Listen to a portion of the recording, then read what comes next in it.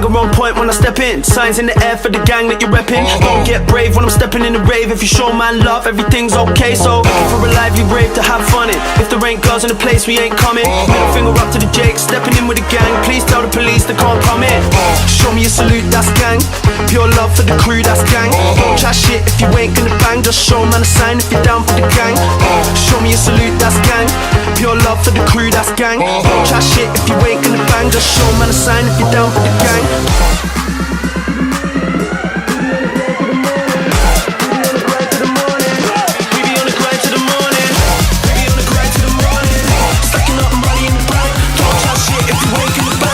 Man a sign if you're down for the gang. Can't fuck with the gang, we'll fucking pretend. We be busting the clubs, cause you know that we can. Can't fuck with the gang, we'll fucking pretend. Still rocking the show, still. Welcome back, Juventinita, to the Juventinita Back to Black and White podcast. I am Daniel Negro, and I'm live from Calgary, Alberta, Canada. And today we're going to be finally covering the post-match for Juve-Lecce. You know, I got a funny... It's been a tough weekend, you know. 27th birthday on the 27th of June. So I brought on Albert, who's obviously a prominent Juve fan, who's been on a lot of live reactions with Al and Roman. And we had a really interesting conversation. We started it off well. It was obviously supposed to be about Juve-Lecce. Unfortunately, me being an idiot, I forgot to hit the record button. So, yes, that's why it's been a little while since I've been able to podcast. It's been tough, you know, trying to figure that out and getting over that. But, you know, we're back again. Again, thank you guys for all the birthday wishes. I appreciate it. This little community, you know, on this platform has been unreal, and I've gotten to meet a lot of great people, and I just wanted to say thank you very much.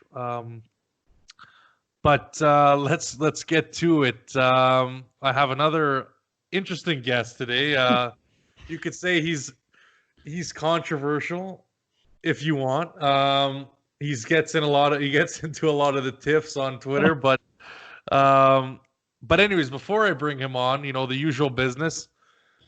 Please smash a subscribe, drop a like, click the notification bell so you're up to date on YouTube if that's your platform of choice. On iTunes, Spotify, same thing. Drop a rating, leave a comment. It helps me out immensely.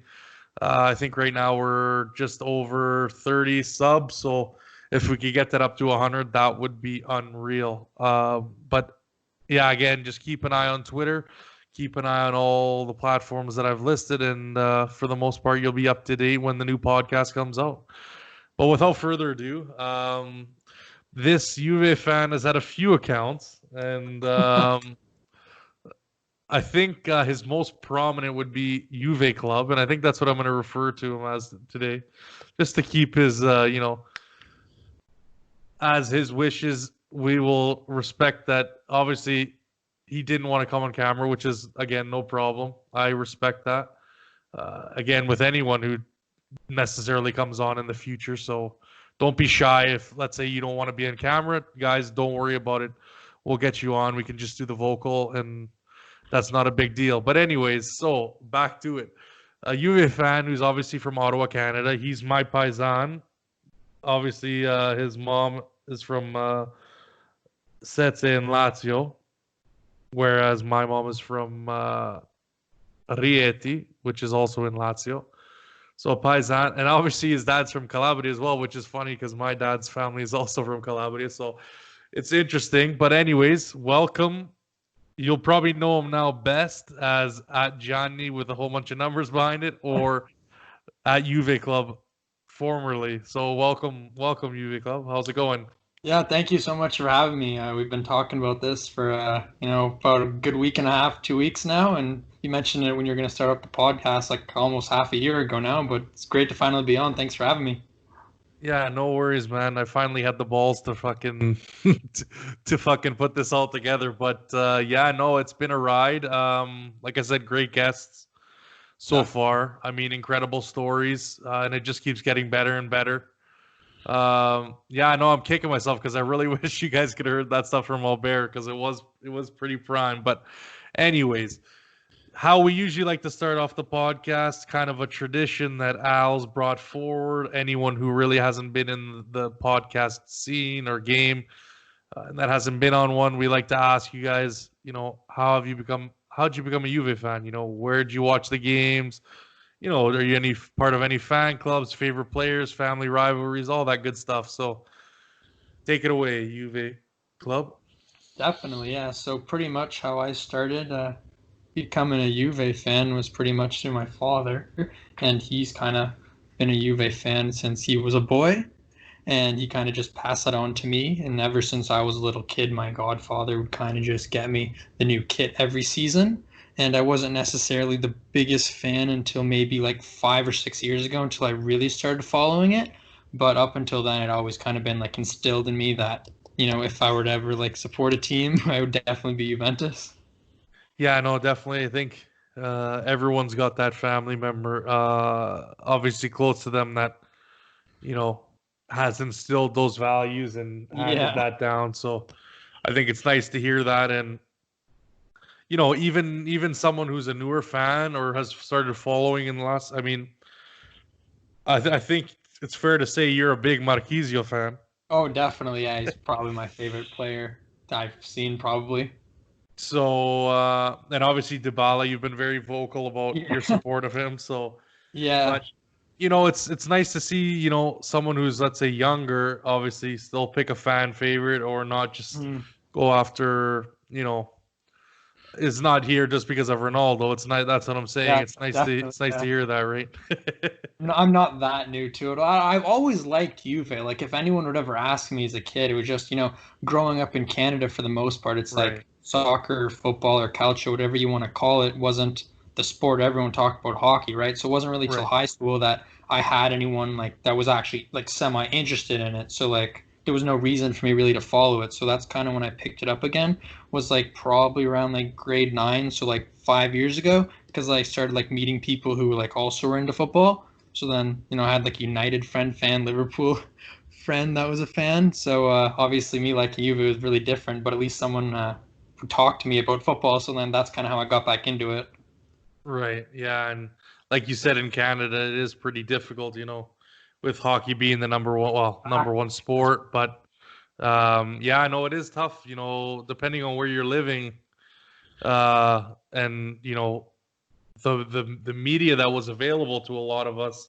Yeah. It wasn't easy really until internet streaming really became a thing, and then Yeah. that kind of opened the doors, and obviously Yeah. then these different packages were available to us. But it's been a long journey for a lot of people, being able to see it and how they had to see it, and being kind of English centric for a long time.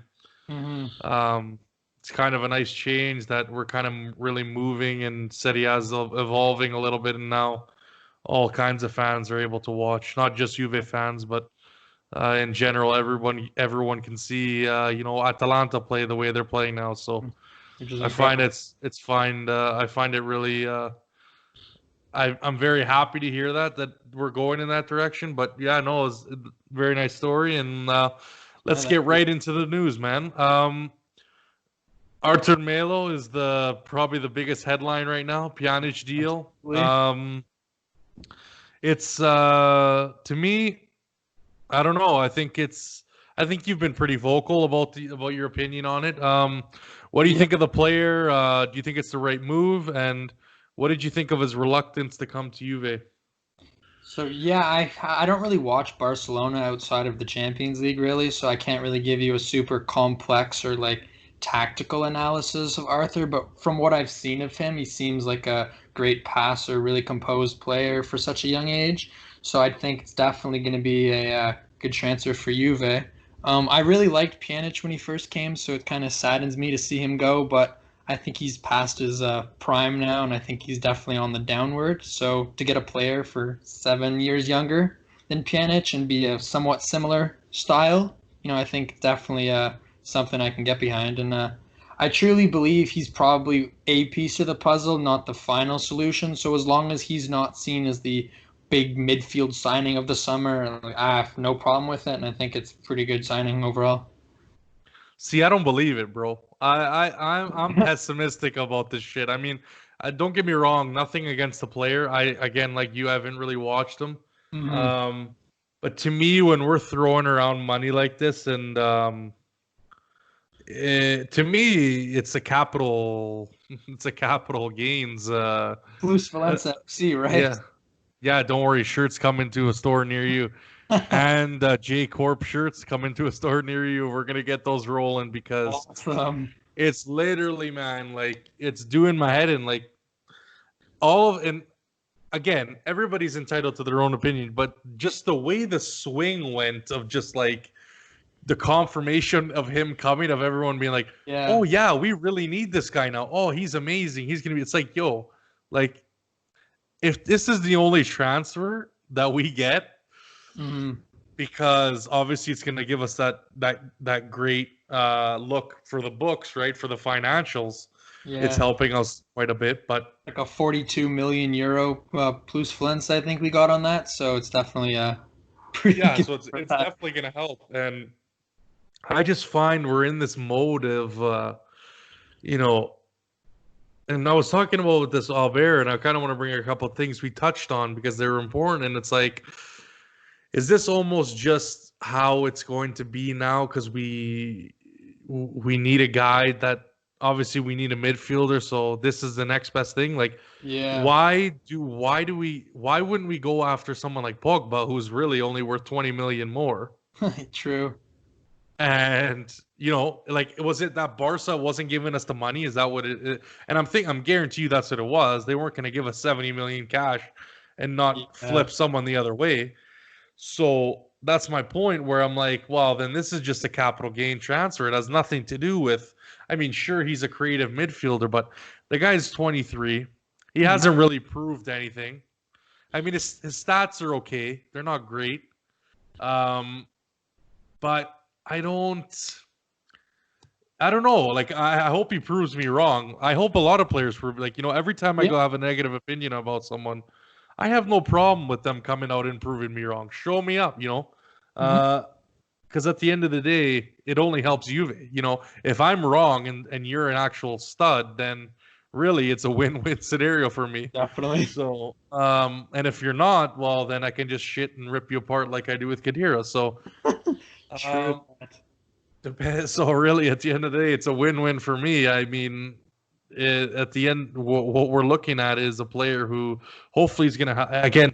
We're not going to even know till next year because this deal's not going on. It's not, obviously the players are moving till September, so we're not going to see his impact, which kind of sucks because we look at what we need right now and.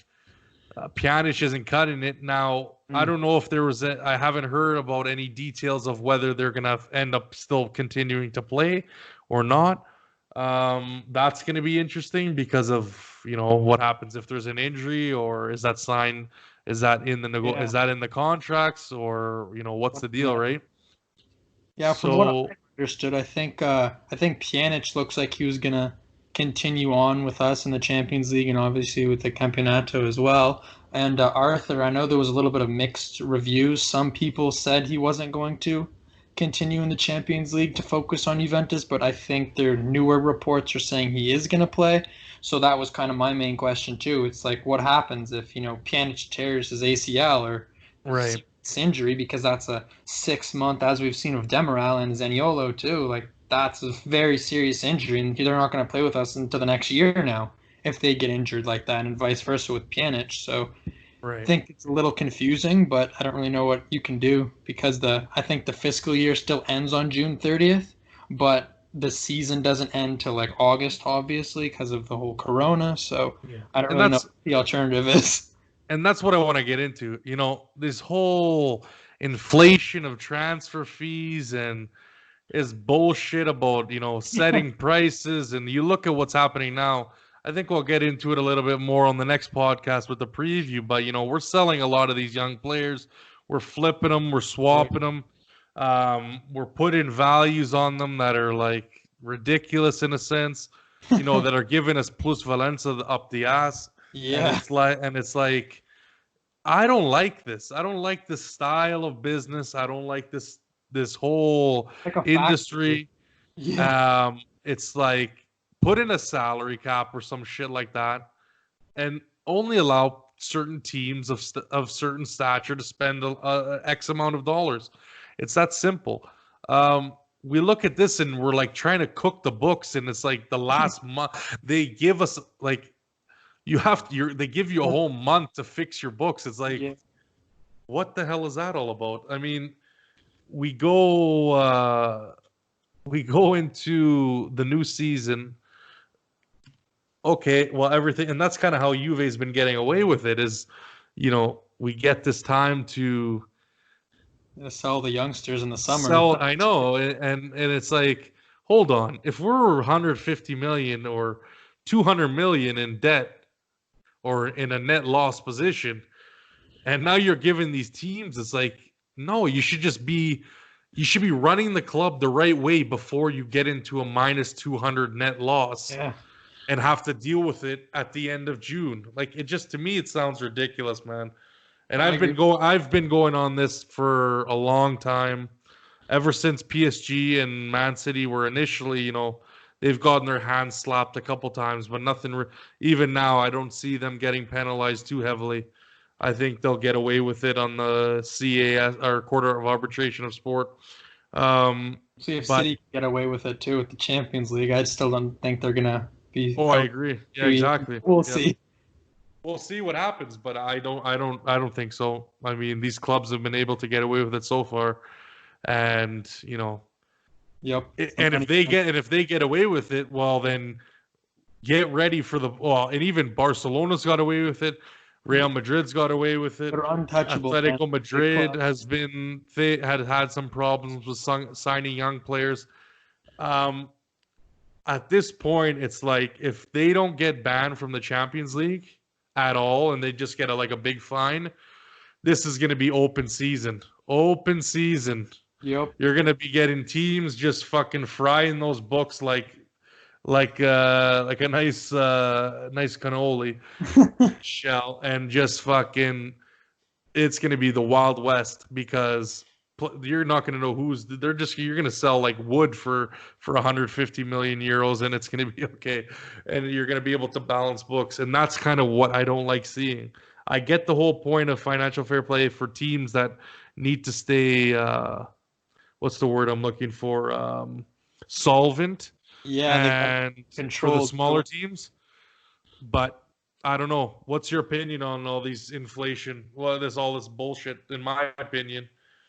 Yeah, like pretty much you covered it pretty well, but I kind of agree with the most part there. It's I don't know, I think a lot of the big clubs are untouchable, and I think there's a bias against Italian teams. If you look at Milan, for example, they went on their spending spree, 3 summers ago now, where they spent like over 200 million euros, and they're still paying the price for that. But then you have these other Manchester Cities and PSG, and they're just pumping money into it. All the oil sheiks who are pumping their money into it, and like they've kind of seemed like they're untouchable. So I think it's going in a bad direction in that sense because, like you said, these people are able to like inject money through like sponsors and get away with it, and yeah. It's getting ridiculous, and it's almost destroying the game because, and I was listening to a couple Liverpool fans, and it's quite funny because they seem to act like they're this team that was built, off of like, in the end, if you look at it in sports like the NHL, like off of draft picks, you could say, like off of free agents, Liverpool was going. Those guys spent almost over $500 million as well over 5-6 years. I don't know what the hell they're piping up about, thinking that they're building this team from like scratch. And they're like, yeah, well, we did it the right way, blah, blah. It's like, no. You spent just like the rest of the fools that you complain about.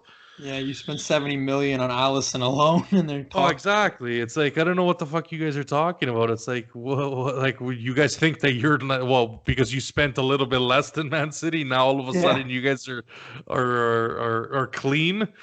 No, man, it's getting ridiculous, and I think it just become, you look at the stories, like I said, like Atalanta, you look at stories like even you could say Lazio, who can put Yeah. together teams every so often, and obviously Roma a few years ago, Napoli, same thing.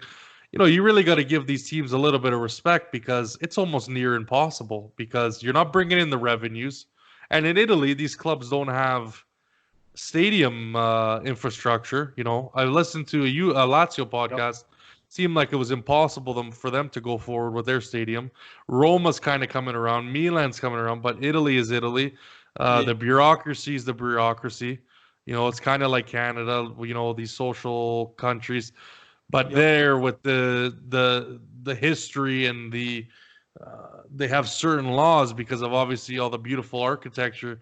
And when you dig, you got to be, extra careful, and Forever you to got to get get permit. Yeah, exactly. So it's really tough. And then you put them up against these teams that can just, get bought out by these companies from Asia or the Middle East or Yeah.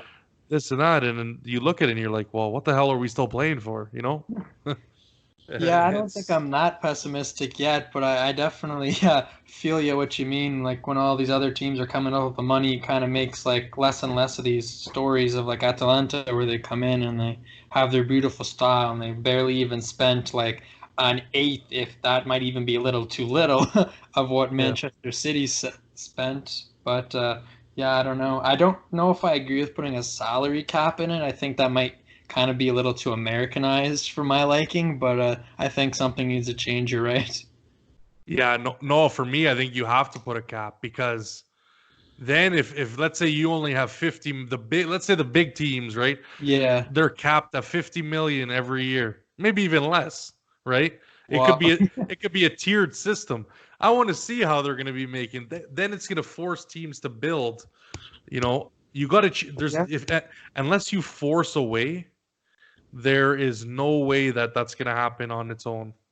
Um, Sure. unless you force that change, it's not going to happen, and it's just going to get the money machine's going to get bigger and bigger and bigger, and things won't change. And we're already on the train's already running away on the track. So, uh, but my point is with Juve, you look at Juve, Juve Hmm. is still behind. Like everyone wants to talk about the 600 million revenue that we got, guys. All of ours we're below in every sponsorship category of all the big teams. Yep. So talking about a rich club and this and that, there's still a long way to go. I mean, and we've done a lot of stupid things. I kind of had a conversation with Maurizio from around Turin, talking about I believe it was Cherubini, which is one of the I'm not sure if he's the CFO or the CEO. He's one of the management on the board at least, and he was talking about this U23 team. To me, that's all Oh, we want to build players, blah blah. That's all cheap talk. Okay, you guys are Uh-huh. selling these guys. We had Pereira, who was looked good actually in Yeah. multiple summer training camps. We get rid of him for Pablo Moreno from Barcelona. Yeah. Apparently, he's got the most goals on the team. He was a scoring machine for Barcelona before he came too, and I think it's continued here. And now he's gone too. It looks And like. now we just swapped him with this guy, Felix Correa from Man Yeah. City. City. Mavididi just got Yeah. sold. Muratore just got sold. What are Yeah. we building? Like, what's this bullshit talk about? We're building an academy. We're not building shit. We're building a cash generator. We got the Yeah. money machine, is what it is. Juve is the worst out of all the teams. If you look at all the other teams, at least they kind of have a couple players squeaking in. Like even if you look at Manchester City, they have like their Foden. But you look at Juve. When's the last time someone came up from Juve's academy? Like Exactly. I can't even. Marquisio, Giovinco, that's Yeah, it. I can't even remember other than like the big ones. Like when's the last time a player seriously like where we've been excited to the academy, has made the first team, and has actually contributed in any way? I can't even remember. So I don't know if Yeah, you no, you've obviously been following it a little more in depthly longer than I have since you're a little it's older than me. But I don't even think you'd be able to do that either. no, like I said, Marquisio and Giovinco probably and then Immobile, but he didn't start for us. It took a little Exactly. bit, and now he's on a couple other teams. But still, it's like I don't know. It's getting ridiculous. Then we get this new website. Okay, they Yeah. can't even get the fucking spelling right Did on you like some of my this tweet shit. on that? As soon as I saw that, I'm like, who are the clown? I mean, don't get me wrong, it looks pretty nice, but I had a feeling it was going to be put together half-assed. Like they spent a shit ton of money on this thing. Yeah. Then I go to the store. Okay, Okay. everybody knows I've been how vocal I am about me being addicted to jerseys, by loving the merchandise, loving Yeah. supporting. Okay, I'm gonna go put in a big order. I Yeah. go in the store, and I can't even log in to get the damn discount. Damn. So I'm Oh, trying every day, log in, error. I'm like, what the fuck did they do with this? 3 days ago, I could have logged in, no problem. Now all of a sudden, I don't know what the hell they changed. I had to go I had to go through the app and then put everything through their store there, and Okay. thankfully it worked. I still don't know what the hell they're doing, Yeah. but the webs, and then again something that me and Albert talked about.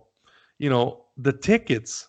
Like, if they don't get these tickets on this damn website and they keep using Ticket One, I'm gonna kick fucking Agnelli in the balls, because Why they're just a kick him in the balls, man. I'm gonna pay for the 500 euro Legends Club experience. I'm gonna go to his box and I'm gonna kick the guy in the balls and say, "You made me go jump through hoops the first time I had to go, pretty much shit myself for 30 days because pretty much the time that I left for my Europe trip, and by the time it was almost about a month. So." Jeez. And literally not knowing if I was getting legit tickets or not. And I'll go on about this all the time because it's true. It's bullshit. They use this Ticket One crap that is so so ridiculous to use, crashes all the time. And Albert made a great point, and I want to bring it up because I might not have him on for a couple podcasts because it is tougher with the European guests to schedule, right? Obviously, I'm in a new job, like I've told you guys, but it goes about Amazon. You look at Amazon, he said. Yeah. Simple experience. You put your login information in. You pretty much can buy your whole kitchen, bedroom, whatever, den, Yeah. and one click of a button. Okay, that's an experience. Yep. Now, obviously, we got a lot. I'm not saying they need to go to Amazon style right away. They got to build, but you're not. If you want to get to another level of revenue, if you want to get to another level of fandom, if you want to sell out the stadium, because let's be honest, guys, it doesn't matter that Ronaldo's there. They're not selling out J Stadium right now. Okay, when it was opened before COVID, there was plenty of games where that place looks dead. Okay, Unsurprisingly, I don't blame them. And there's the shit with the curvas, but we won't get into that in this podcast. I want to bring someone like Maurizio on and really get into a discussion about that because I think it's ridiculous. And so, anyways, then to attract the fans that are supposedly supposed to come in from out of town, the fans in Asia, the fans obviously in North America, South America, Africa, and you can't make it a seamless experience to get tickets. That should be the easiest thing.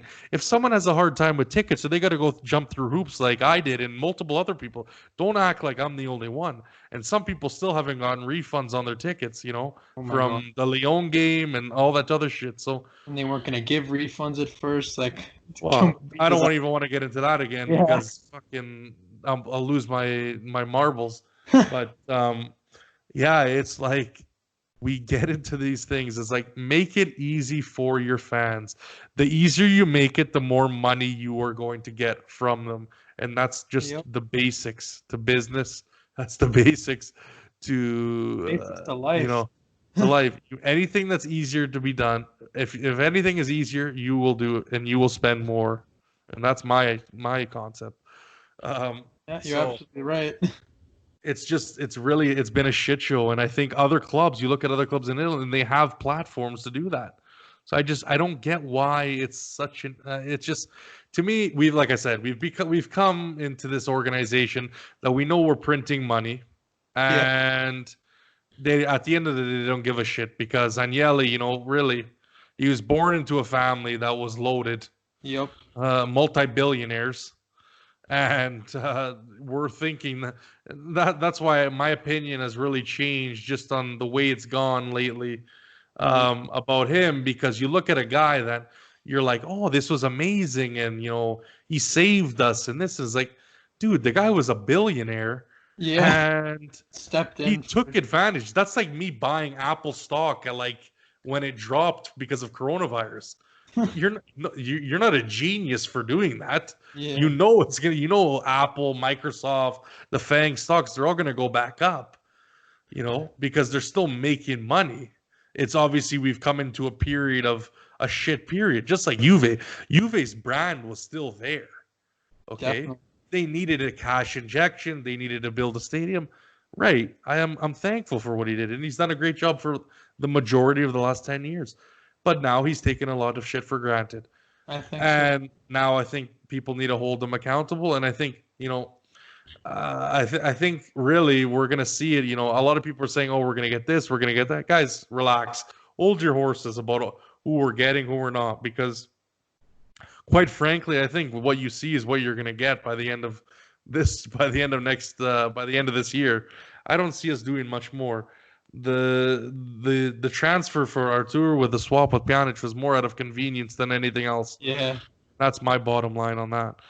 But let's kind of get into the season, and I want to kind of get your opinion. Like, how do you see us? How do you see us playing?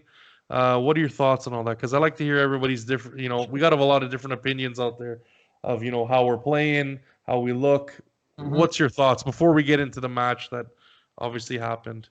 Yeah, so far, I think if you want to call it Sarri ball or Sarismo in Italy, it's been pretty much an utter failure in my opinion. It's either the players aren't understanding what Sarri is saying, Sarri is not properly explaining. I don't know what it is, but I think what I see is 11 players individually on the field and not one team. And I really have only seen them play as a team a couple times this year. The last game against Inter I liked very much. I think we started getting the ball rolling, so to speak, there. But other than that, I've seen like 11 individual players, and every match we end up winning is because of like individual brilliance has bailed us out. And I think Dybala is a huge, huge factor of that, who has individually bailed us out of multiple games this year, either with his creativity, his passing, or just sometimes his goals as well. But yeah, I think overall we've been very poor. I think most of the squad has been very poor. Maybe there's 5 players I think have had a good season. Obviously Dybala, like I said.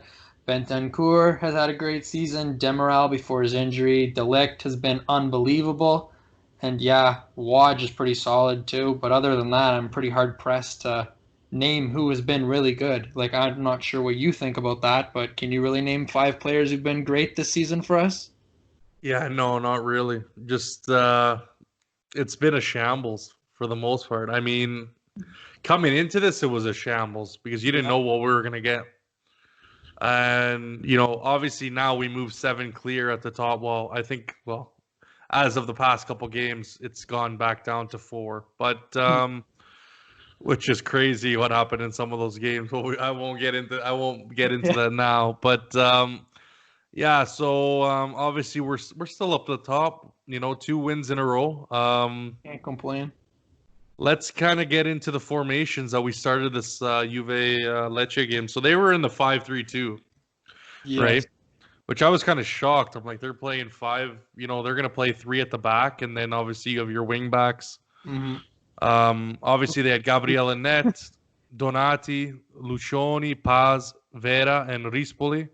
Obviously, at 5 at the back. Then they had Taxidis, Petriccioni, Shakov as the 3 mid, and then obviously Falco and Mancosu, who was their captain up top. I had been here. I mean, a lot of what the talk was before the game was that they were kind of looking ahead because they play a lot of the bottom tier clubs that are all in like the relegation zone.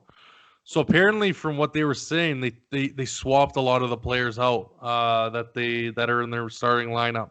I don't watch Lecce, right? So I can't tell you if that was true or not. But that's just what the word on the telecast was. The commentators were saying. So I'm not sure if they had. I mean, it didn't look like it. So at least at the start of the game, obviously Juve had the same lineup, barring Matuidi at the left back position, which was honestly that guy. Like he was okay a little bit in the offensive Yeah, side of the ball, but man, he missed about fucking 3-4 markers. honestly. I swear, and I'm like. And Al was trying. So me and Al, we're gonna do a little video later on. Hopefully, go back and forth on a couple things, but stay tuned for that. But For sure. yeah, let's get right into it. First Bernardeschi had a chance, right? It was the first chance of the game. It pretty much showed that we can beat them out wide. I know they're playing kind of they're pushing, right? So they're playing kind of like Bologna, open, trying to push the ball. Obviously, their passing was on point. And we did not look great at the beginning of this game. So let's go into the first 30 minutes, we'll say. Sure. Fourth minute, what happened? Oh, yes, Lecce, scary chance. Pretty much Delict misses or doesn't hit the ball. It doesn't head the ball away. Matuidi leaves his marker, like I said. Yep. And it was pretty much like, first scoring chance of the game, making us look real bad. Thankfully, they didn't score. 7th minute, my note was Lecce is all over us, and it was just the fact. I mean, they're passing well, on point, and nothing. They started off really well, just like you said. It looked like Juve slow start as per always, and it doesn't really matter the level of competition, and they always kind of start slow. Yeah, and then we were kind of too casual. You had CR7 with the ball. Dybala was wide open and just doesn't look to go there and fires it wide, I believe. Yeah, doesn't want to look. I'm not sure whichever opinion you want to have. Yeah. Tell me about it. There was a whole bunch of pen shouts in this game too, and I just find it was like, get the fuck up. Like, literally, it's getting like soft ball, man. Like, we're playing soft in these games. And it's just like, I believe there was a Matuidi handball that was, a shout. Was nothing there off the replay. Delict was kind of like touched in the box and he went down. Obviously, those were in the 36th, which happened a little bit later. But, again, we were playing a little soft. So I think he got pulled a little bit on that one, got nudged a little bit, but I don't. But it's just like to me, what a foul in the ball, what a penalty has got to be like almost death. Like, you got to be breaking the guy's legs in the box. Like, I come from hockey, so maybe that's kind of my perspective, where I'm more of a physical. Like in hockey, I was more of a physical player, so I kind of get that back and forth. I get the physical part of the game. Where to me, you don't want like any chintzy calls. You don't want any of these soft calls, because I wouldn't want it going against me. And I definitely, if you don't want it going against you, I don't want it going against me. And that's my opinion. Has always been like that with Calcio. Is it gets a little too soft, and then that's why the lines are so blurry. Is because you're giving these stupid taps or tugs on the shoulder, and then people don't know how to call it. So to me, it's got to be the penalties. Got to be very, very stringent. You got to be holding your whistle before you start calling all these penalties. But obviously, Bernardeschi couldn't stay on side to save his life in this game. Oh my god! It was like he kept doing the same side, same thing over and over again. He kept getting with the offside trap. It was really irritating to watch. It's like if he just looked up, but I don't know what he's doing. Yeah. And then 28th minute, you get Ronaldo, who thinks, he wants to get on his bike again. And oh my god, if he would have just chested like a normal person. I know. Like, I was just like, chest the ball down, hit the ball, score, and we're up 1-0. Like, you're playing Lecce. Like, I'm not sure why you're trying to score a bicycle kick like it's the 90th minute in the Champions League, and you gotta have no other option. I don't know, man. But anyways, so we get into the 29th. Obviously, Pjanic with a nice run, which I thought was kind of shocking. Yeah, nice to see. A little strange. but Ronaldo just shoots wide again. Yep. And I don't know. There's a lot of people thinking that Ronaldo was the man of the match in this game, and I don't know what they're Absolutely not. watching. I think But it's more- I mean, I guess if you're paid to miss chances, then yeah, sure, he should have been the man of the match. yeah. But so let's get into the second part of the first half. Obviously, the big red card, last man, stupid play by the defender, and then just takes out Bentancur to get that red card. But still, even then, they were pressing, right? It wasn't right away where we got on, where we kind of pushed them back and kind of took control. They still had a little bit of fire, and 34th minute they had a big chance. So Yeah. then obviously 40th minute, Ronaldo with the free header again. Dybala corner. Puts it in the box. The Lecce defender basically just lets him go and literally just skies the damn thing. That was a problem for Lecce. We kept having free runners in. We could have had like 6 or 7 headers. Well, again, like I said, their wingers, like they were pushing really hard, so they had exerted a lot of energy. And really, they didn't really capitalize on any of their chances. So they were really burnt, right? And then, like I said earlier, they didn't have the real defense that could stop us out wide or playing the ball. So once they went a man down, it was pretty much like game over. Game over, and we had to just capitalize on our chances. Again, 42nd minute burner. Tedeschi can't finish. Just stupid shit again. Like it's literally. Almost feel bad for the guy at this point. You shake your head, man, and you're just like, this guy just needs to go.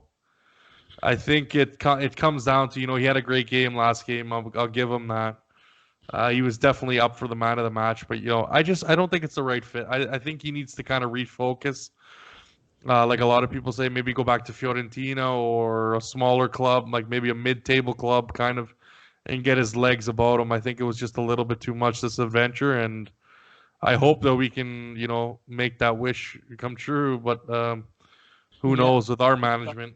I was really on the Tedeschi hype train too when he first came. I even bought his kit the first summer we got him, and I was really excited. I was totally sold on him being like the future number 10. Like Dybala was obviously looked like he was gonna leave for a big club back then, and he seems a little more like he wants to be a legend now. Back 2-3 years ago, maybe he was thinking of leaving for other team. I don't know, but Bernardeschi for me has been a huge disappointment. I was so excited when we signed him, but yeah, I've been really let down by that. Yeah. So then we get into halftime, and really nothing, 0-0. Obviously, chances by both teams, but obviously we have the advantage. So. Yep. Again, we just kept pushing now. Really just had the ball for the most majority of the second half. And, Bonucci, obviously, again, left alone in the box. Header wide. Then in the 52nd minute, Rabiot is obviously subbed for Douglas Costa. Yeah. And then you can start seeing now. I think that was a burst of energy. Yep. Yeah. So again, 53rd minute is when it's funny because we subbed Douglas Costa in the 52nd.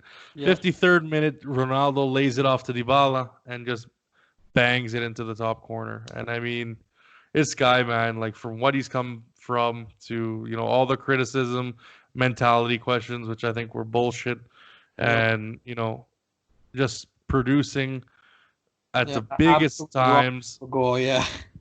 Oh, yeah, incredible. And, everyone thought that assist from Ronaldo was something special. They're like, yeah, well, he got like 2 assists in the game. And it's like, yeah, I could have laid that ball off to Dybala and pretty much would have ended up in the same result. So relax. But then again, a little bit after that, there was again Ronaldo and Dybala both go down in the box, and I was kind of like, guys, just get up and like if you're gonna get hit, make sure he's taking you down hard, because to me, soft shit like that, I'd tell him to get up right away. If I was the ref of these games, man, there would be very little penalties. I guess so. You seem like you'd be pretty strict on that. Oh yeah, I think it's the margin of, let's say you're 0-0, right? And a guy gets a little bit of a tug, right? Again, we'll get into the penalty thing again. A guy tugs on the shoulder, drops like he got shot by a sniper. You lose the game. Like Yeah. that's the margin that you're placing on a referee. I don't think a referee should ever be placed on something like that. That's why all fouls in the box need to be malicious because. And then you look at the handball shit now that they're going. Oh my And God. another stupid thing. It's like you're putting that decision when it can just be black and white. If it's ball to hand, it's if it's ball to hand, no. If it's hand to ball, yes. Like pretty simple. Like we're talking about like, is he widening and is it this? And it's like we're making the rule too like complicated. Yeah. More complicated. More complicated than it needs to be. Yeah, exactly. So obviously then in the 61st minute, Ronaldo gets taken down in the box. And finally he steps up and scores a goal. Congratulations, 1 goal in 4 games. More stat padding. And then again, multiple chances, guys. We were just killing it from there. It was game after that. Ramsey comes on for Bentancur in the 68th. I found he did a really good job coming in and using his time wisely. He put in a lot of work, and I thought he did a really good job. For as much as I criticize Ramsey, just because of because of his, I would say his capability of staying in a staying healthy is my criticism. Not really about his technical ability. Again, just multiple things. The Lick had a pretty nice shot that went a little wide. Ronaldo misses another clean header. Ramsey missed a shot. Ramsey had a nice, but Douglas Costa gave him a nice ball, and he turned, and that was also a very nice chance. So I like seeing that because it shows that the link up is good, and that's kind of what was missing, at least in the Coppa Italia games. So I like seeing that. Then obviously Higuain comes on for Dybala, which was nice to see. I would have preferred it for Ronaldo because I don't know why this guy's still on the field all half these times. I swear to God, they have against Lecce. Doesn't allow him to come off unless he explicitly asked to be subbed off. Because I don't know if you remember Meltdown when he got subbed off this year, and then he just left and went home before the game even ended. Mr. Danny Golfer will start crying if he hears about that story. Danny Golf nonsense, my buddy Aris calls him. Like honestly, man, like it's getting ridiculous. Like it's Lecce, guys. Yeah. Lecce, not Milan, not fucking Lazio, not even a decent mid-table team. Yeah. We're up 3. Yeah, like you said, we're up 2-0 at that point, and really, what's the point of keeping him on so he can get injured? And it's getting ridiculous. Superhuman Ronaldo aspect to it, but I mean the guy is very clearly lost a step or 5, whatever you want to see it as, and I don't know why he plays this long. It's like just a refusal to come off for him, and I think that's everybody says Super Ronaldo, but then when he misses the World Cup in 2014 because he has tendinitis in his knee, I didn't hear Super Ronaldo. That's why everybody doesn't like to talk about the facts. Yeah. He's had knee problems. Like if anybody looks into his history, he's had knee problems, and I said that before we signed his ass too. So, just so everyone gets that straight, like it's not out of the league to question his ability, especially now when you see him not running. He can't beat anyone on the dribble. He couldn't dribble past a pylon anymore. So it's getting with that story. I hope like a lot of people were saying. He's gonna be primed in August. All I can do is cross my fingers and hope about that one. But anyways, Dybala. So obviously Dybala goes off for Higuain. Obviously, nice to see Higuain come on. Not nice to see Dybala go off though. But no, but that's what it is. That's gonna be That's gonna be the story of the year, anyways. Then obviously Bernardeschi comes off for Muratore. Give him a little bit of a play out, obviously, as he was signed by Atalanta for 78 million. And like crazy. The Higuain comes in there and just bangs one. First hit was amazing, and then obviously in the 83rd minute we get the back heel from Ronaldo that was going into the 17th row. Yeah. Obviously, assist by the Lecce defender's right knee and goes right to Higuain, and he just bangs her home. And it was honestly great to see him score. Obviously, he's been through a lot. I know a lot of people like to take the piss with the guy, but I think he knows his time is probably coming to an end. Yeah. And hopefully we can get good use out of him, because I think we can. Yeah, I don't know so much if I don't know. I've been kind of critical on Higuain this season, but I think it's mostly to the fact that at the beginning he was kind of starting in place of Dybala, which I don't think is fair for him to do, and I think it would be pretty reasonable for him not to be starting ahead of Dybala. But I think as a super sub, it's great. It's probably best for what we can ask of him right now. But I think it's really unreasonable to pay what his salary, like 9 million euros, to do that. Yeah. We can't. And that's the thing, and that's what I told. We discussed this in the podcast with Graham and Roman, and I said, well, we need this number 9, and sure, when Higuain goes on, he looks good with either Dybala or Ronaldo, but it's not like you're going to be playing. And obviously, we did play all three of them at one point, but yeah, I think he'll be useful. But then again, then come players, who are you going to take off? Who are you going to keep on the field? That's the big question. And when you have too many wingers, like I've always said, you're going to run into a problem like that. Like you have Cuadrado, obviously, lucky enough, he's had to play right back. Well, lucky, whatever, if you want to call that lucky. But lucky for not us. Obviously, he's played well, but still, it's like it's not something that you want. Like, you don't want, if you have a guy as a right wing, as much as we've watched Allegri and put, use a hammer as a toothbrush, we can't, that's not that's not the intended use. So anyways, and then obviously towards the end again, poor defending. I don't know how the hell the ball got all the way to De Ligt to head it home. It's the same thing. Another free run for a header, and no one marked him, and that's a problem all game for Lecce. Yeah, exactly. They were really kind of stretched, and I think by that point it was like they were done with it. Let's move on to playing a team that'll actually affect our ability to stay up in the Serie A or not, and they passed on those points after the 2-0, and it was pretty much just seeing out the game, in my opinion, for them. Let's get into who's the worst. Who do you think the worst player was in the game? On our side, obviously. Ooh, the worst player. Who had the worst performance? That started, or like does that start? Anyone. I think I'm gonna go with Rabiot. I've been very critical of him all year, and I think he's kind of just a nothing player. I haven't seen a single positive, really, contribution from him. I don't know what you think of the player, but I didn't see anything at all. A couple nice passes, but really, other than that, he has a hard time, doing pretty much of anything. Yeah, no, I agree with that 100%. I didn't think he did much of. I mean, he was there. Made a couple, passes here and there. Actually took a shot from like outside the box, which I was shocked. About that. So he connected on that pretty nicely, actually. I left out that part. I think, in general, I don't think he's really, up to standard so far. Nope. Yeah, I should have mentioned that.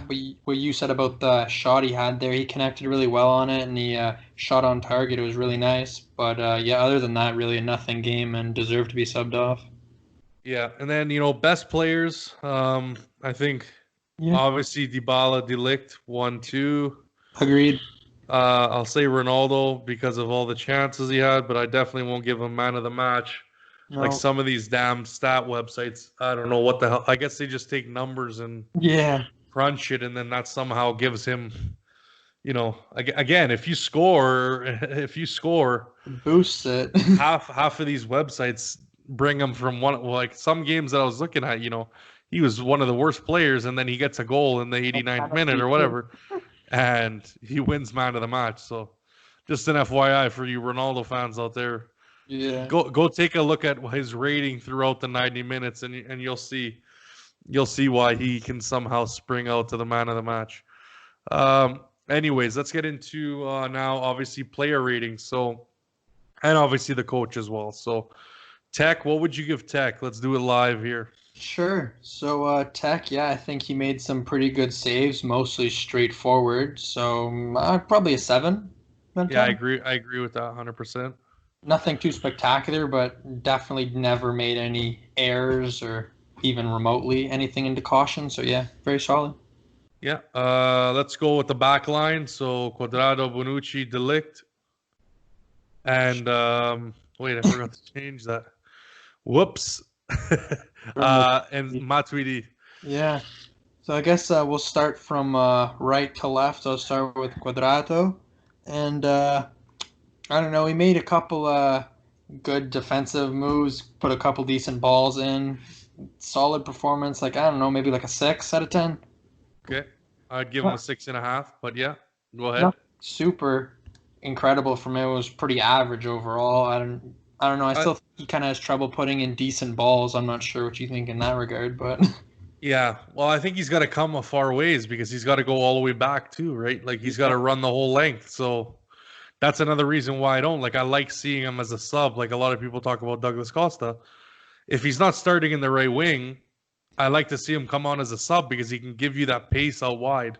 yeah, for sure. So that's my opinion. I think we need to cut the bullshit and get an actual right back. Absolutely. I think that's probably our biggest need over a second midfielder is probably a right back because we just need someone to provide crosses. If you just look at Ronaldo the way he plays now, I know he's still technically a left winger, but really he just kind of sits at the top. If you looked at his heat map, he just sits up at the top and waits for a ball to come to him, and then he'll try and do his dribble past players. And pretty much we need someone just to give him crosses. And yeah, I don't think Cuadrado can do that on a consistent basis.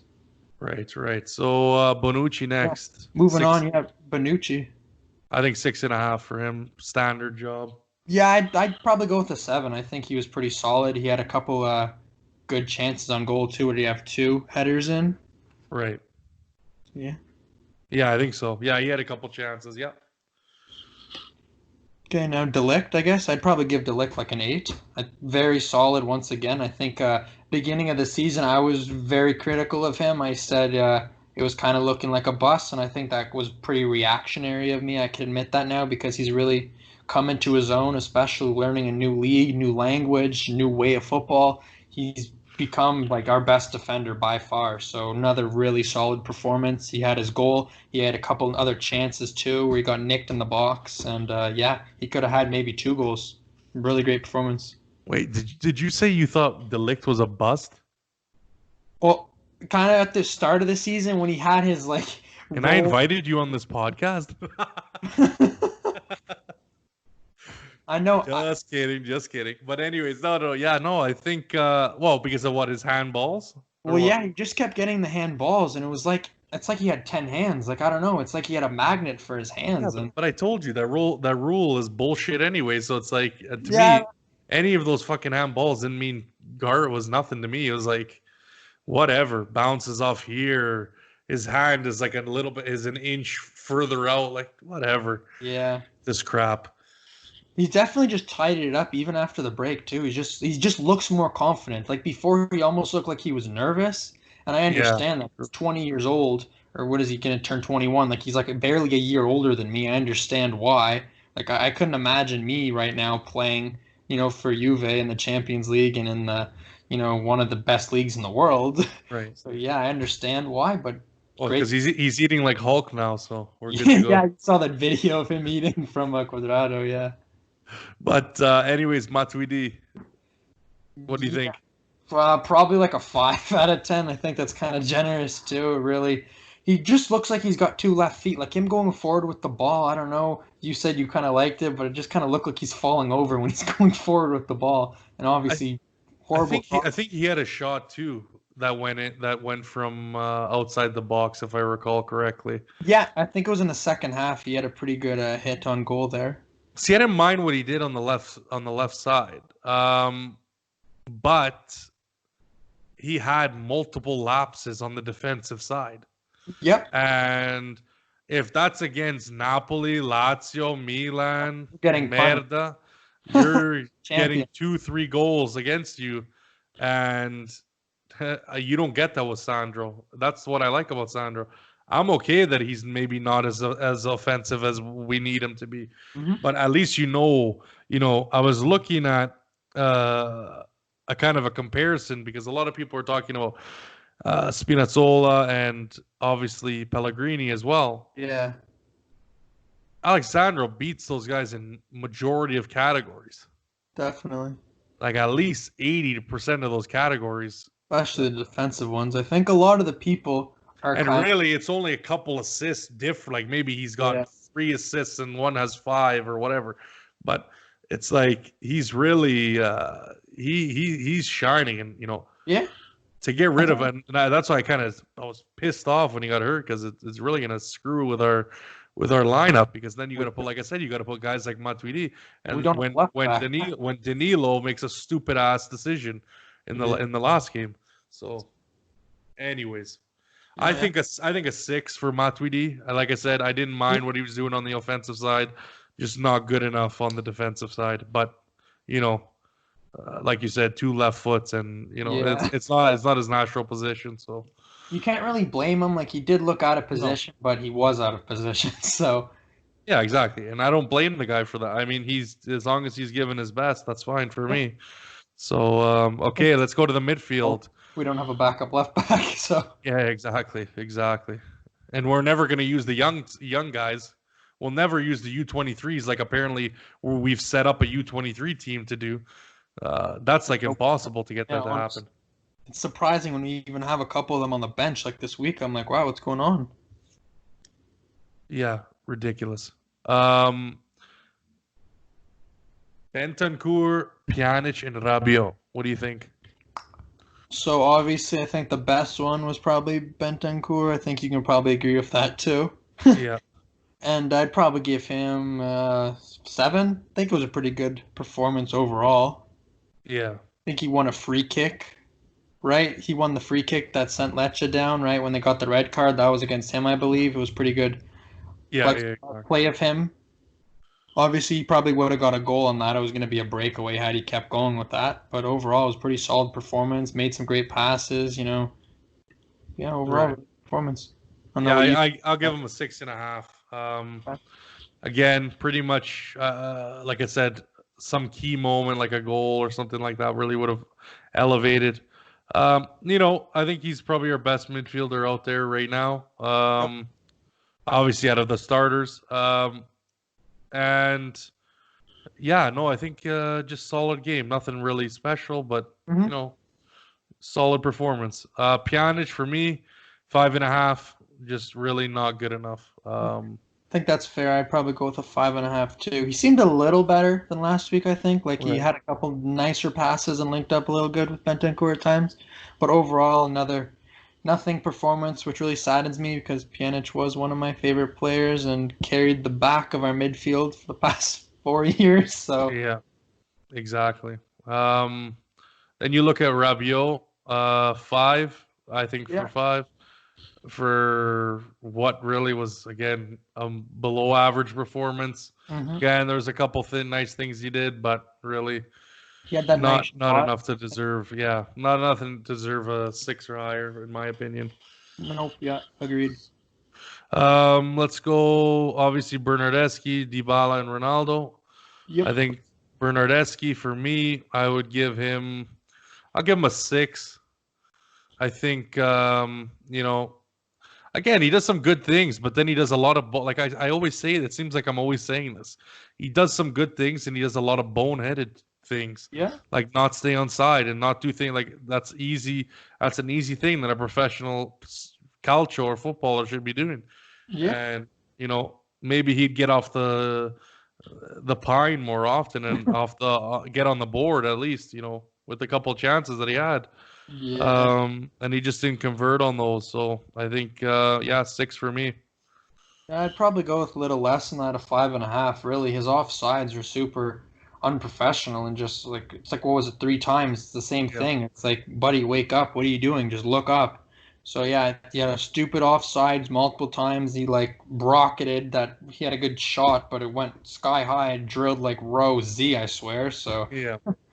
yeah, not that great of a performance, but yeah, what can you do? Yeah. And Dybala, I think for me is going to be 8. Man of the match.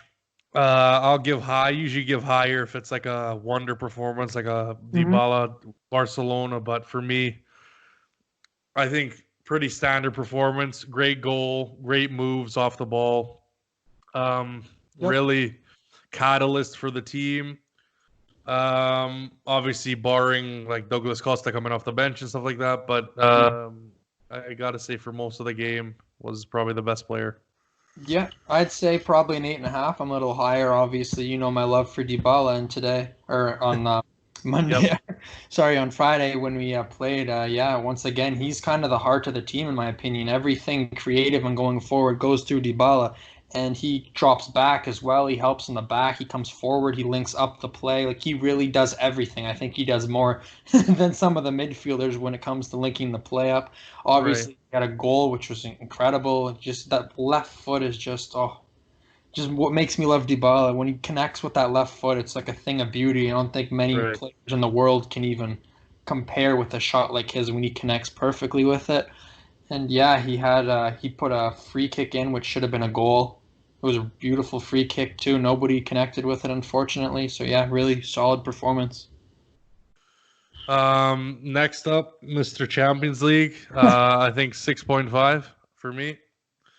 Yeah, I think that's fair. He obviously had his goal, which is a penalty, which kind of I understand where the penaldo comes from now because I swear every time he's on the game sheet is a penalty now. Oh, and can he stop taking free kicks for fuck's sakes? Like, Tell me about it. holy shit, man. Like, if I gotta see another fucking free kick go off the wall into this, like, just stop. Like, this shit should be done in practice. I don't know why they can't just tell him. Like, are they afraid to tell him? Like, is it in his contract? This should be set in stone. This is the free kick taker. This is the pen taker. This is the. That's it, guys. Like, enough with this bullshit. Like, 6 different guys, like Dybala on the free kicks, and Ronaldo can take the pens because he'll probably start crying if you took that away from him, and he'll probably want to leave. So he does take great penalties. He does. But if you took that away from him, then it'd be the end of the world. Yeah. It'd be World War III on Twitter. Honestly. But yeah, no, just way too many misses. Way too many misses. Yep. I don't consider the Higuain as an assist, even if it was given or if it was not given. I don't consider that as an assist because that back heel was going, like I said, 3 rolls out of bounds. And he was lucky that defender was there to bounce it. Obviously, deflected into Higuain's path. The layoff to Dybala was really, what was that? Anyone on the team could have done that. Honestly. And really, his goal was a penalty. So, I mean, sure, you could say he missed 4 chances, but he should have scored the 4 chances. So maybe then I'll give him a higher rating if he scores those 4 chances. That's what we're paying him for. Not paying him for 1 goal in 4 matches. Yeah. So, I'm sorry, it's not good enough. That good. So in 4 matches, he's worth. So his 1 goal is worth 31 million so far. Yeah. But it's we talk about these goals, and it's like literally you just want to put your head through a wall when you see these guys going, yeah, man of the match, all these Ronaldo fans. It's like, guys, watch the game. Like, you got to produce. It's not about chances. It's about producing. So Douglas Costa. I think 6.5.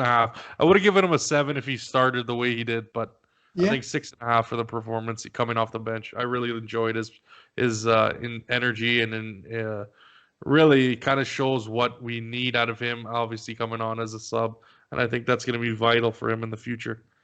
Yeah, I think he obviously, like as you said, Dybala scored 1 minute after Costa came on, which kind of just showed he immediately injected like something we didn't have, and it's just like the pace and just the way he like can pass and link up. Like I think it's really a shame that he gets injured so much because I really do like him as a footballer. I think he could be one of the best wingers in the world if he could stay healthy. Just the way he can dribble, make his link up passes, his like acceleration is incredible.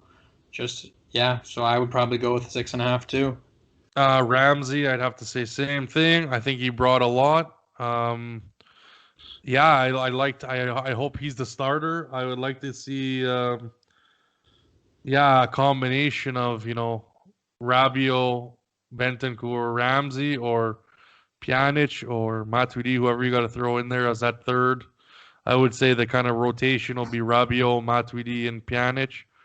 But yeah, no, hopefully he gets his legs under him because it seems like he's adding a lot now too, which is nice because, it's not that you're just paying for a contract that's going to be at J Medical, you're actually getting a use out of that. So I appreciate that. I appreciate that performance. Yeah, he's really good in the box. I think, like you said, it was a fair rating. I'd probably agree with you. Would you put him at a 6.5? I'd agree with that. Yep.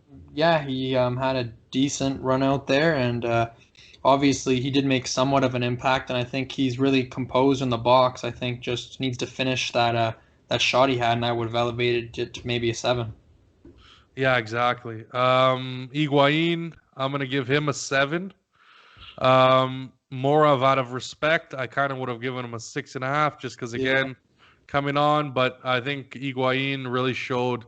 I know a lot of people have been on his ass and saying that he's not going to be, he's not going to really help. I actually disagree. I think he's going to be a huge role, is a huge key to our success. I think we can put him up there. I think he plays well with our top players, and a little bit better than, let's say, Douglas Costa or anyone else as a winger, right? I think it's going to add a lot, and hopefully he can stay fit. Obviously, he's been through a rough time in his life, obviously with his mom's illness, and the whole COVID situation. But like I said before, even with Khedira, we got to use all these guys. So I think this shows that he can come on and score, and maybe let's see if he can start, and we'll see what happens with that performance if that ever is a possibility. But no, I think decent job. Yeah, I'd decent probably job, give Higuain. 6.5 if I had to say what a little less praise than you. I think he did come on right away, and he made pretty much an instant like Right. like contribution. He had like a shot that went wide, but it was a Yeah. pretty good shot. He connected on it pretty well, and then a couple minutes later, he ended up did scoring, and it was a fantastic finish off the Ronaldo air quote assist Yeah. because it wasn't really assist. But yeah, honestly, I think I agree with you. He can definitely be a contributing player, especially with the fatigue of the time off. But I think his best role is definitely as a substitute, and it's not a permanent solution, as you can see by his number being 21 and not 9. I think the club agrees with that. Right. Muratore obviously was another sub. I'm gonna give him a 6. Nothing special. He was just kind of on there. Maybe I could even give him less, but whatever. I'll give him a 6. Yeah. Just because he's probably going to be the only time he's ever going to wear a Juve jersey, Mhm. and thanks to the club. So, Yeah, I'll give him anyways, 6.5. I actually, when he came on, I saw him make a couple nice passes, and he tracked back and made a clearance I liked. That was pretty good too. So, yeah, obviously he's never had a cap with the senior team before, so it was nice to see that.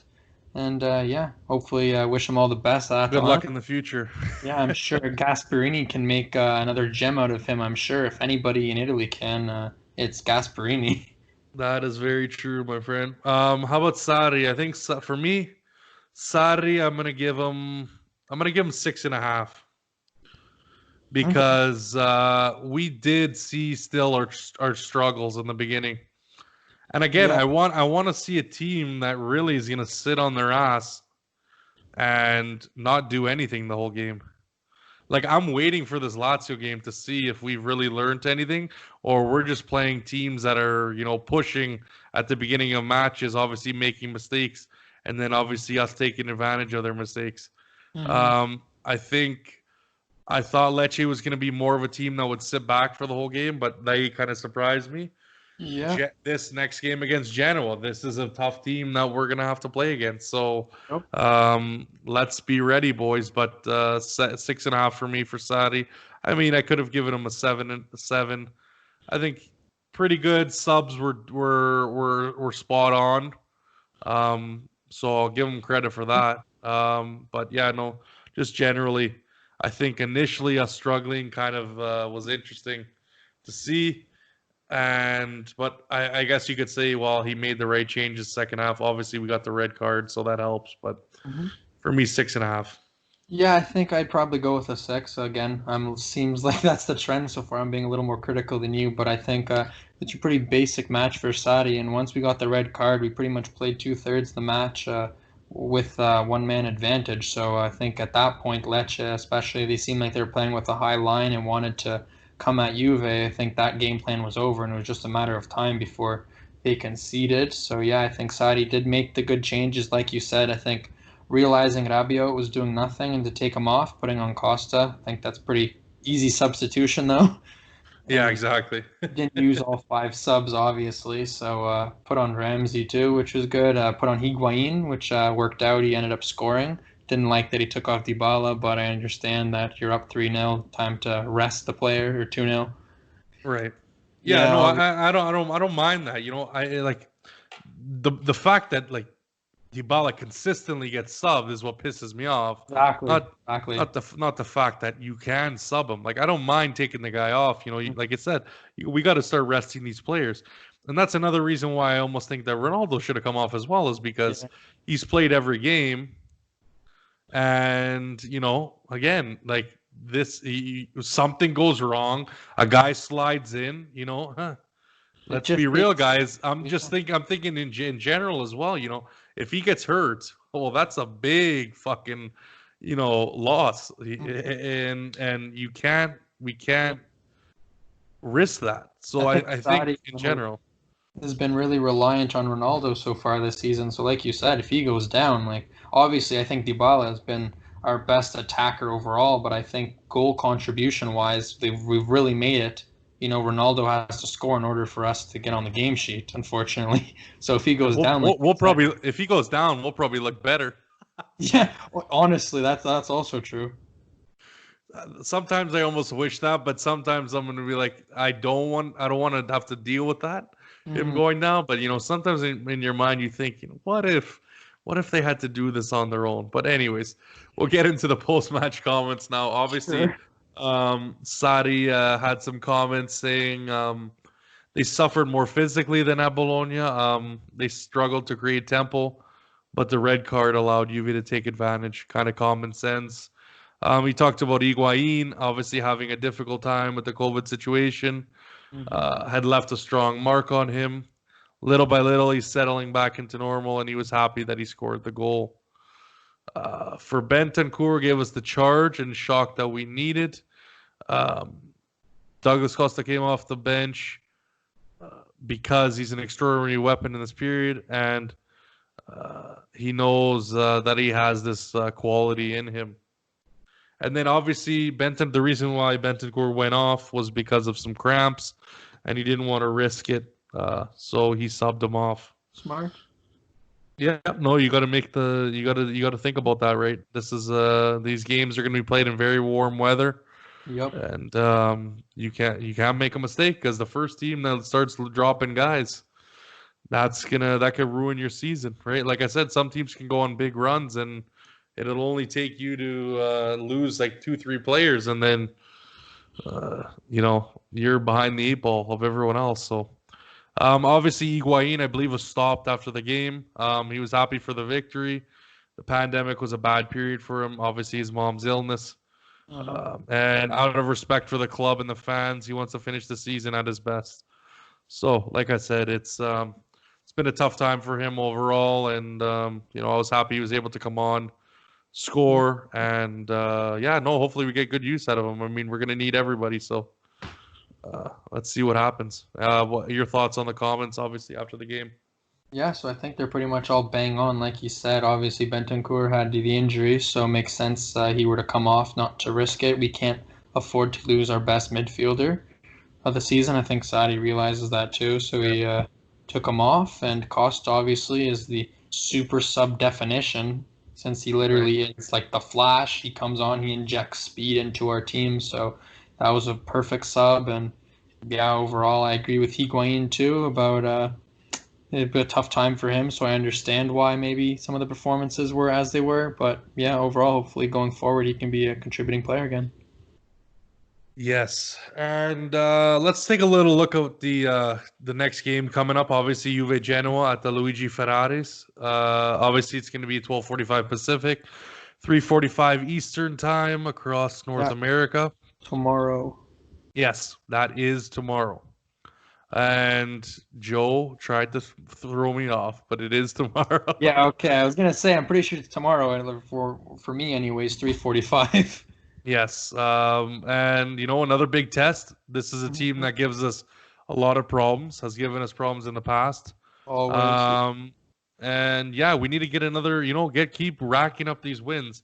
We have there's about 4 games that we said. We had the first game against Bologna, obviously then against Lecce, now against Genoa, and the last game that's, this kind of 4-game warm-up period, you could say, is the Derby della Mole against Torino. Yep. And I think these 4 games are crucial. If we can get 4 W's out of this, then we kind of go into our the gauntlet, if you want to call it, where we play obviously Atalanta, Milan, and Lazio Yeah. in a handful of weeks. So exactly. It definitely is going to be a must win. Obviously, because now these teams, even though they're given penalties that we get bitched about every other season, they're still yeah, they're still caught up with us. So I mean, 4 points is not a huge gap. Let's see what happens. I don't think there's any other big matchups. Let me just check that to keep you guys informed. Obviously, Lazio plays Torino before we play tomorrow. So keep it locked on that one. That's a big fixture. Hopefully our crosstown rivals can maybe give us a little bit of help. Do us a favor, exactly. And Merda plays Brescia on July 1st. And that's really and Atalanta Napoli. So big game on Thursday, guys. And yeah, then it's July 4th, obviously Derby della Mole, Juve versus Torino, and Lazio Milan that same day. So Another big week ahead of us. So yep. Let's see how that goes. But yeah, like I said, any thoughts about this game? Kind of the generic slogans and phrases that I put out, obviously. But I think Genoa will sit back. We'll see how it works out in the end. Obviously, I'll get a little bit more into it with the preview that you'll be hearing, obviously, on the next podcast, guys. But with the guy Joe, the absolute legend, Joe Cappuccino, coming on himself, right? Yes, sir. Yes, sir. Well, what do you think, man? What do you think about this next game? Yeah, I don't know. It's going to be interesting. I think I'm a little intrigued to see how Romero plays. I think no one's really talked about him. Obviously, our loanee there, Christian Romero, the center back. I think he's been pretty solid, all the criticism he got, so I'd like to see how he's going to play. And obviously, Padin's very solid in the net there, our old keeper. But yeah, other than that, I do expect them to sit back, like you said. I've kind of been seeing they're going to play with a 3-5-2 from what I've seen. So okay. So counter-attack. Yeah, I don't know if they're going to be switching between attack and obviously their wing backs and dropping back. So I guess we'll see. But honestly, I think it could go either way. And I guess if I had to guess, Juve is going to start slow and Genoa is going to start on top. And Pandev, obviously, he's getting up there. But we've seen him score against us before. So I'd be a little concerned about that. Yeah, exactly. Let's move into question time now. There's only a couple questions. Obviously, because this podcast was had to move. But besides that, does Bernardeschi need glasses? Riyadh, obviously, grazie from the WhatsApp group. But yeah, tell me about it. Honestly, I'm sure Juve's got a pretty good benefits package. Come on. I'm sure. Oh, and actually, I forgot one thing. You brought up a great point on Twitter. Actually, you showed I believe it was the top 11 of the last round, and everyone's been talking shit and saying, "Oh yeah, Christian Romero, he's not playing that great." No, Uh-huh. he was in the top 11 of the Yeah. week. Yeah. Like, what are you guys talking about, man? Like, He hit us all. literally. And that's going to be another nice Plus Valenza pickup for us, probably in the coming weeks. So, I don't think he's ever gonna wear a Juve shirt, and if he does, it's gonna be for 5 minutes like Caldara, which I'm still not over. But yeah, I know it's getting ridiculous. Honestly, man, these things are killing me. But, I hope we get anyways, yeah. Luca Pellegrini. I don't know. I think that's going to be another one that's gone. You're right. You were saying that to me on Sunday night last Oh. night. I remember. You know how much money we got to make up? Like, obviously, they did a lot with the salaries and obviously with this Pjanic, but they were down like 120 million from what they were reporting. That was a few weeks ago. I don't think anyone really understands how hard it is to pay like Ronaldo 60 million in gross wages. It's extremely taxing on the club when like you have a player like that who's making like 6, 7 times the salary of anybody else. Like imagine we just offload that salary, right? Well, like I said, I say this every time, man. If you look at the financials, our costs almost went up almost exactly to the degree that our revenues went up. So really, your gain is very minimal. Oh yeah. Okay, and it almost hurts you in the long run because if let's say a COVID happens and your revenues fall out from under you, Exactly. your Yeah. costs are pretty much going to be staying the same or going higher. So there you go. There's your answer. But yeah, no, I still don't get how we think that a 30 million, like, I mean, okay, if he was making 10 or 15 million, fine. I won't say a word. That's a good deal, but 30 million net, man. It's crazy. It's an astronomical number. I don't think people really understand how big of a number it is, especially for a team like Juve.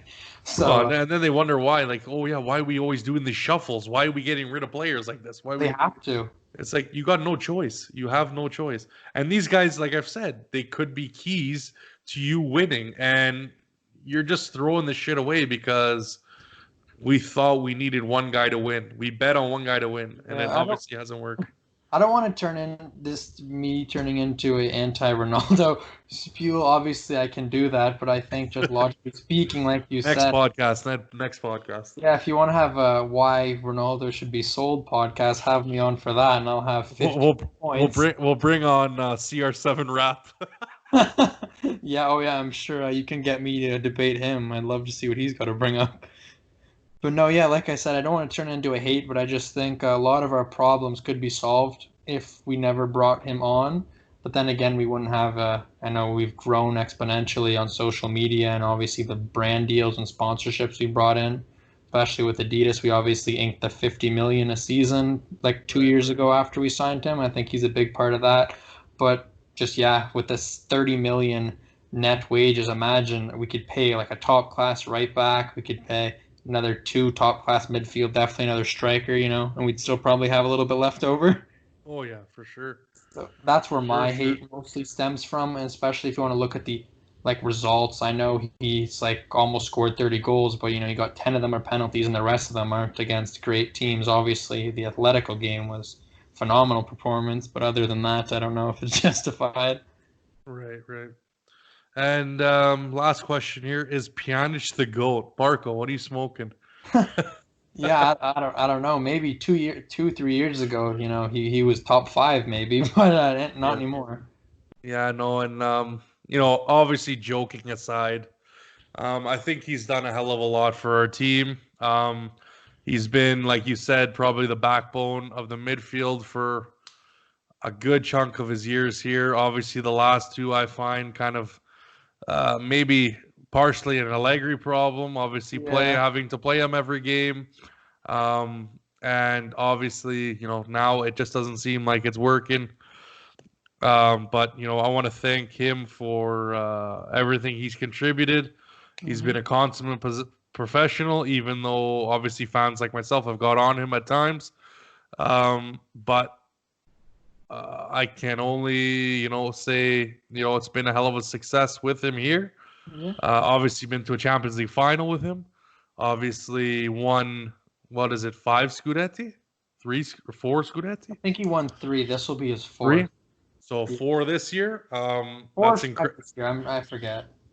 That's an incredible achievement, and yeah, nothing but the best for him. Good luck. Hopefully he's able to move to a different team like Barcelona, obviously, and turn things around. And yeah, that's all I gotta say. But Yeah, I agree with that. I'd like to wish him the best of luck as well. I think he's been, obviously, like I said, the first 2, 3 years we had him, he was one of the best midfielders in the world. I think it was undebatable. We scooped him up from Roma there after Pogba departed, and obviously I was pretty devastated when Pogba left, and he didn't fill the void completely, but he definitely was a lot better than I think most people expected. He really showed up people. He came in as this technical guy from Roma, and what would we pay? His release clause was like 35 million euros. So I think now we can kind of all unanimously agree it was an absolute steal for right, what we paid for him. He was incredible for those years. And yeah, I don't know what happened the past 2, but definitely his performance has gone down. And I think he looked really deflated when he got his free kicks taken away from him. I think maybe that's the underlying thing yeah, personally true. that affected him. I Good think he point. looked really deflated when he wasn't able to take the free kicks because the season before him and Dybala were incredible at taking free kicks together. It was like Right. and fourth goal, goal, goal, goal, right? So Yeah. Oh yeah. I think maybe that deflated him too a little bit, but just overall, I think he's getting up there in age, and not every player ages gracefully. So I'm glad we could offload him before we could tarnish his reputation too much for us. Because for me, I'll always remember him as a one of our best midfielders we've had. Obviously, not legend category, but definitely one of the great ones. Right. I agree. I agree. As we're just kind of rounding out the end of the pod, is there anything you wanted to talk about in particular? Get off your chest. Yeah. Yeah, Anything you want to finish up with? yeah. I don't know. I was just gonna, I guess, kind of ask you, what do you think we need really moving forward to address in the transfer window? Is there anything you'd like to see, or a player in particular you'd like us to buy or swap for, whatever we're gonna work it out to be? It's funny. All the players that I asked for, we never get. So you're probably asking this question at me is meaningless because you won't see anyone. So hopefully, no. For me, it's just building. I Mhm. like smart decisions. I like obviously young pickups. I like obviously positional pickups that we need. I'm pretty pragmatic. I'm the Allegri of making moves. We got to make the right moves. That's it. Um, and everyone tells me like, oh, PlayStation, oh, FIFA mindset. This isn't this. Yeah. I could. Oh, you know what? I agree with you. You're 100%. But there's also people that are getting paid millions that still make glaring fuck ups and still not address issues really. I mean, in terms of education, you look at Paratici.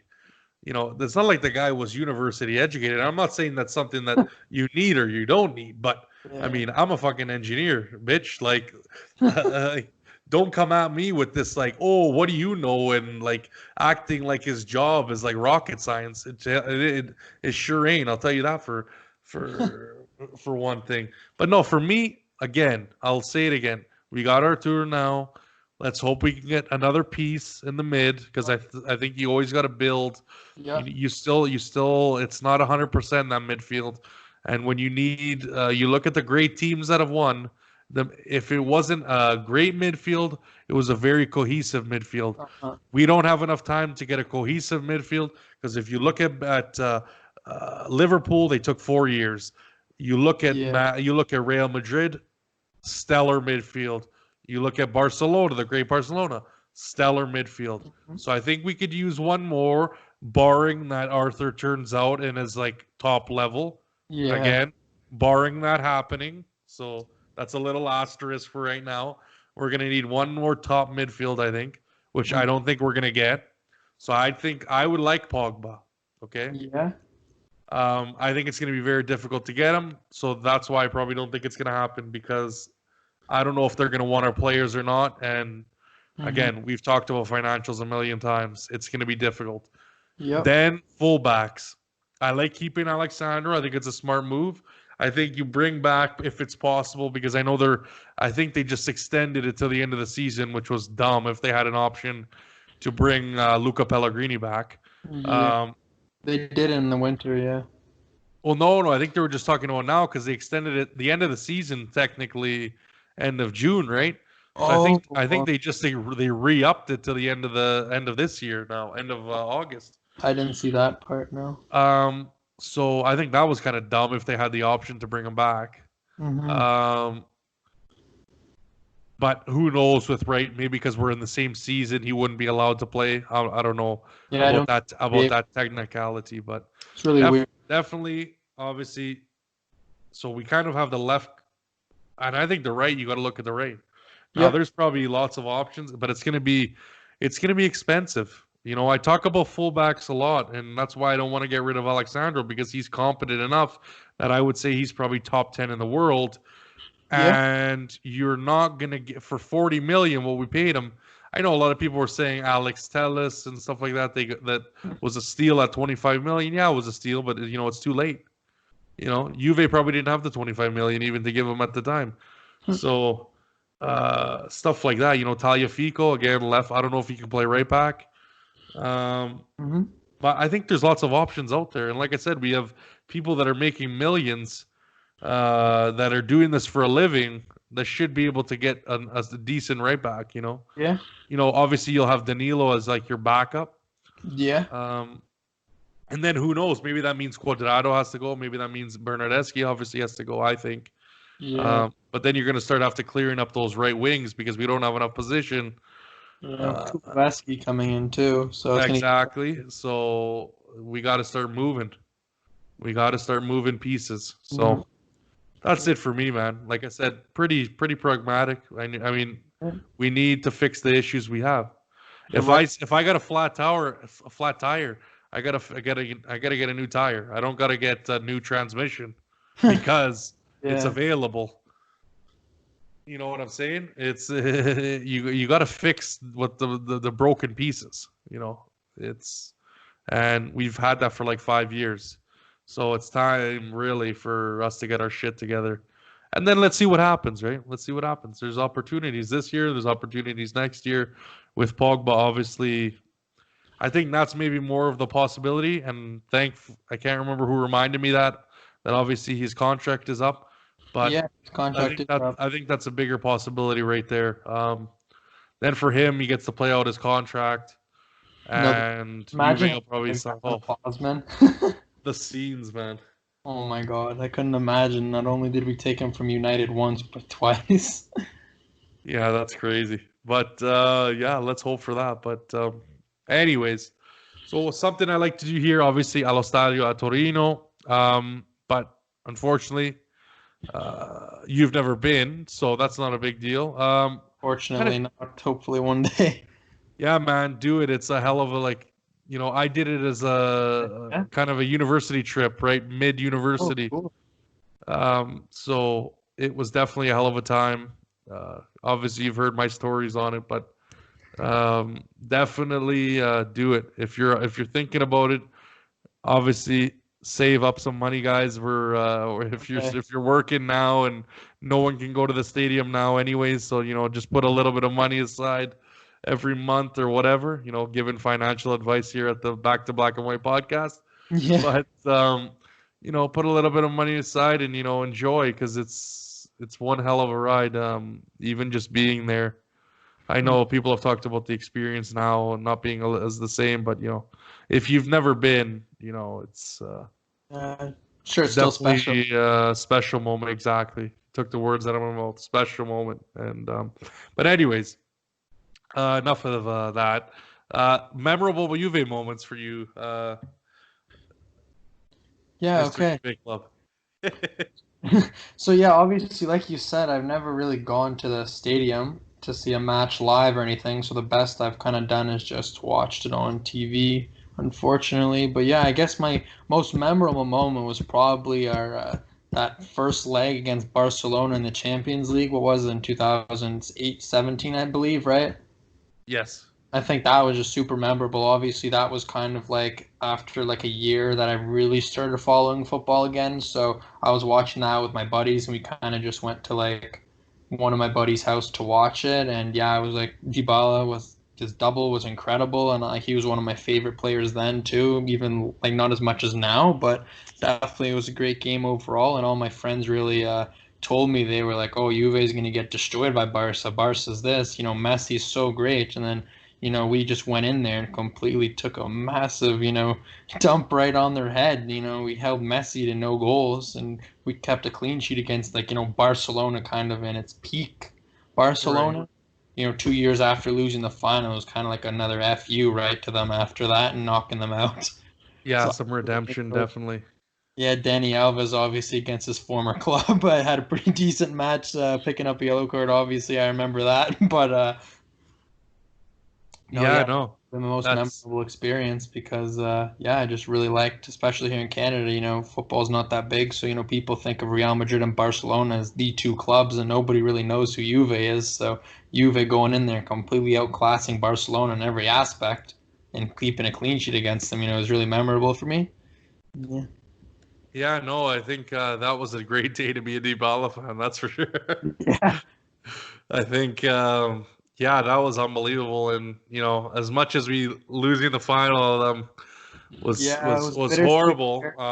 But I definitely was able to give a nice FU to a couple Barca fans that Oh. I went to university with. So yeah, thanks Juve for that because we don't get to do it a lot. When Yeah, you lose those finals, that's what I think. There's a lot of answering you have to do as a fan, exactly. and if you're a newer fan or if you're a Ronaldo fan, you know, be grateful that you were able to watch a player that was on such a great team and that was able to do the things they were to Yeah. do because on the other side of the coin there's other teams that you know maybe not get that rub of the green as much as a certain two clubs in Spain get in knockout games. So I think it's for Juve fans it's being able to and I've kind of gotten in a habit of we talk. There's a lot of fans out there that they bring up like the Atletico comeback as if we Yeah. got a medal for it, and it really pisses me off. And don't get me wrong, like I like appreciating our wins. I get that, but the whole theme of that season was just garbage, Yep. just garbage, and Yeah. to squawk around like it's a trophy, like we're putting it on the wall, and like don't get me wrong, if you want to shit talk, like, maybe it's because maybe I like Atletico Madrid, they're kind of like my second team. They're kind of like Uh, Juve of Spain, I guess. So I understand. yeah, so maybe that's why it gets to me a little bit more, and like when I see that video of those stupid fans talking shit, but Yeah. and then their team put on a fucking shithole of a performance on the field and just allowed us to come in and just do whatever the fuck we wanted. But anyways, like to I don't get that like this fascination with I don't know, maybe it's just to defend Allegri's honor, but I mean to me it's like what are we celebrating for? It's a court, what was it? Round of 16? Yeah. Or quarter final or something. Quarter final or round of 16 knockout comeback. This is what we're celebrating, but so that's Yeah. where it gets to me. It's like, no, Juve, we celebrate trophies. We don't celebrate uh medio and then going out to Ajax. You know what That I mean? that was embarrassing, You like know, beyond embarrassing. so it's like, and then people were like, yeah, we were actually looking good against Ajax. And I go, Yeah. what game were you watching? They could have had like 6 goals in the second leg. Embarrassing. The way they No, were the way they were playing free and openly like that, just driving down our throats every other possession. and Uh, Delict right in our face. That was really really something to see. yeah, it's crazy, my friend. But yeah, man. Thanks for coming on. Appreciate I you having me. I'm thankful you waited. I know I put you through the ringer the past week in rescheduling, and I'm surprised you didn't tell me off, but I appreciate no you worries, waiting. man. No worries. I got all the time in the world. But yeah, no, it's just No. it's good times, right? Like again, anybody wants to come on, just give me a DM and we'll set something up. I know everybody's got busy lives. I totally understand, and Albert, I'll definitely have to get him back on. I feel so bad about what happened, and it was kind of I guess you live and you learn. To happen Yeah. on my 27th birthday, I guess it's not starting off the right way, but I just smiled that whole day, and it was like it was surreal because I was laughing. When you're embarrassed, but you're just like you just laugh at it. Yeah, it was pretty much like that. I was like, you got to be kidding me. But hopefully that's the first, and hopefully that's the last. I do see the red circle, so this is recording. And just some obviously follow your Twitter account. I think you post some very insightful stuff. I think you also post some controversial stuff. I think you also try and get under fan skin, but it's fun. That's It's a pretty fun, good man. one. It's You're fun. gonna love me, hate me. There's no in between. Exactly. So, it's just all love. And if you guys can't handle it, then, don't follow them and go get a tissue and cry about it. But, I mean, it's literally, that's what it is. People get a little bit too serious and get a little bit too involved on these things. And I think if that's the case, do what I've done, step back, Mm-hmm. leave the Twitter alone for a few days, and then come back when you're ready to go. But anyways, guys, obviously, you'll find all the details to where you can find this podcast on Twitter when I release it. Obviously, it's at Juventinita, DAL on Twitter and Instagram.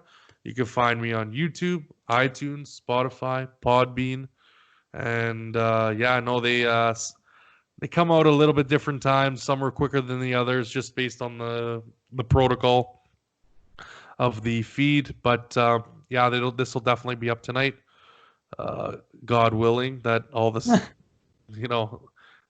I find the processing is what's taking me the longest, and just to get it into an MP4 file. But that's not your problem. It's definitely mine. But definitely keep it posted. I think we're going to be doing a kind of a trilogy tonight of podcasts, so it's not the end for me. But again, keep it locked on Twitter. You'll find out when this comes out and where to get it. And again, guys, like I said, if you could please subscribe on the YouTube channel, it definitely helps me a lot. And then just if you guys can retweet it, spread it around, get some new followers. Obviously, then to get some new guests and just hearing some great stories. So again, Mr. Juve Club, thank you for coming on, and Thanks again for having me. I'll definitely have you on in the future. And as always, stay tuned. And as always, fino alla fine, forza Juventus. Ciao. Bye.